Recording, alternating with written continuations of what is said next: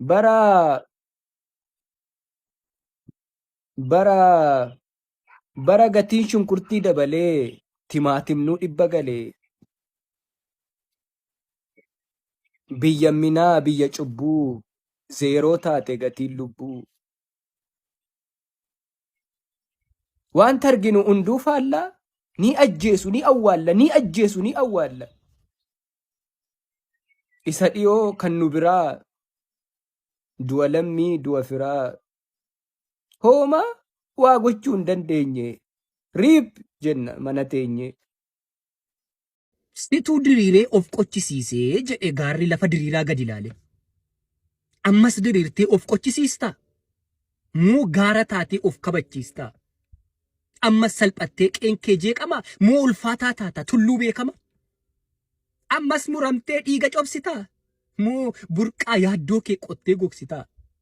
Tokkummaa dhugaan seenaa hojjettaa? Moo barattaanus kai jettaa?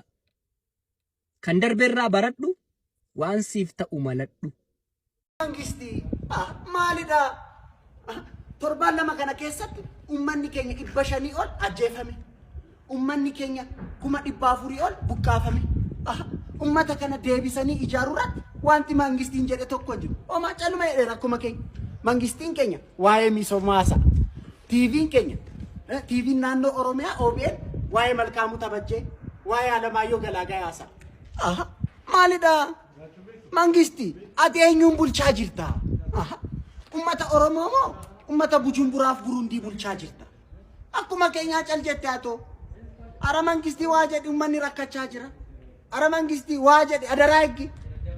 Dubbii dhiise mixii wal qabatte laga ceetu laale deeme waa'ee isaa wallaale laale deeme waa'ee isaa wallaale.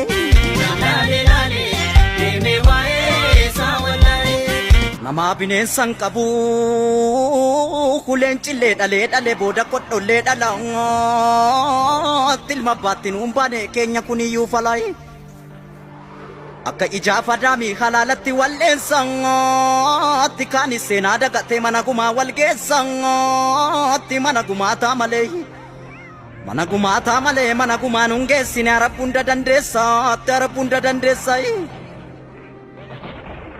tokko hordee gadhaabaatti kaan buqqisee darbata kaanis mana mammaakaatti kaanis dhugaaf mar'atayi.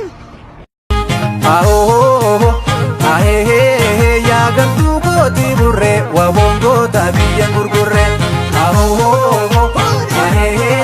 Yaa gartuu gootii burree nuti goota biyya gurgurree.